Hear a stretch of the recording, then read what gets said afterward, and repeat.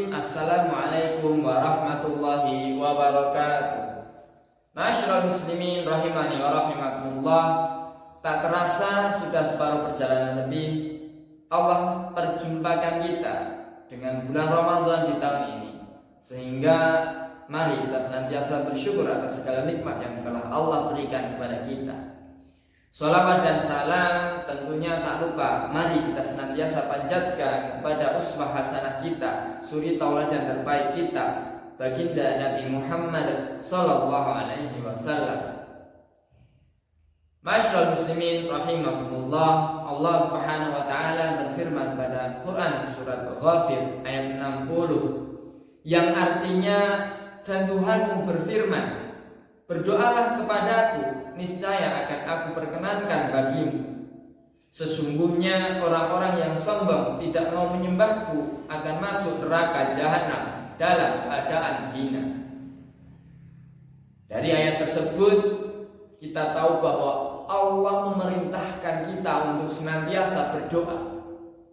Maka dalam sebuah hadis pun Rasulullah SAW menyampaikan, dalam hadis yang diriwayatkan Ummu Salamah, Nabi Muhammad SAW setelah sholat subuhnya senantiasa membaca sebuah doa, Allahumma inni as'aluka ilman nafi'an wa rizqan thayyiban wa amalan mutaqabbalan.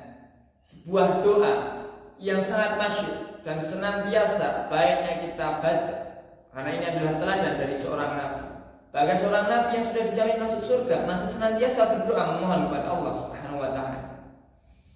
Beberapa faedah yang dapat kita ambil, yang pertama adalah itu merupakan sebuah teladan dari baginda Rasulullah SAW dalam memulai harinya, memulai aktivitasnya di setiap pagi setelah sholat subuh senantiasa meminta kepada Allah Subhanahu wa taala.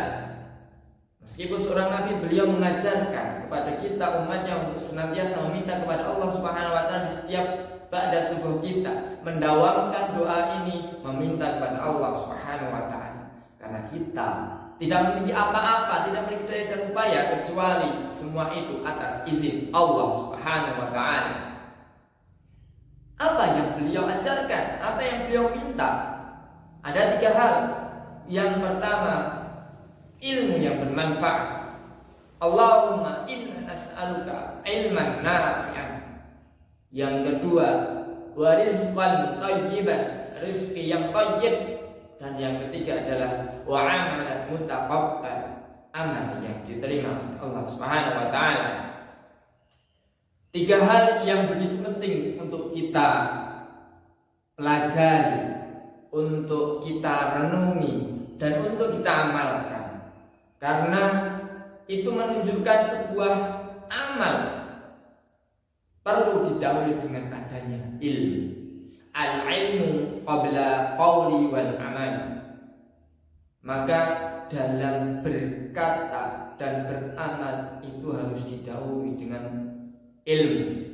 Pentingnya ilmu dalam Islam membuat kita menjadi wajib untuk senantiasa menuntut ilmu, senantiasa berthalabul ilmi.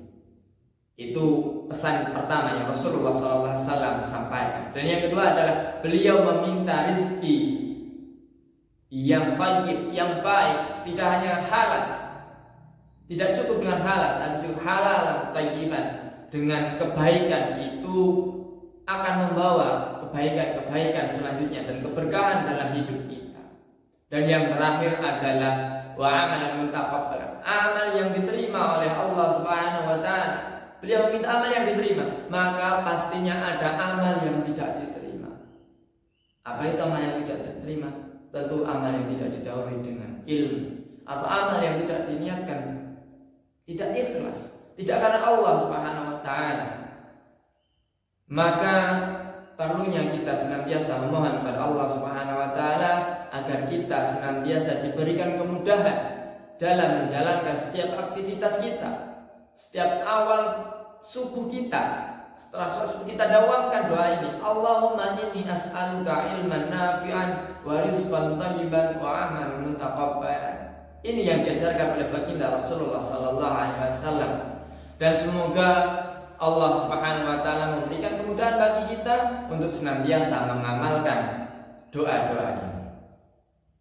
Sekian, wassalamualaikum warahmatullahi wabarakatuh.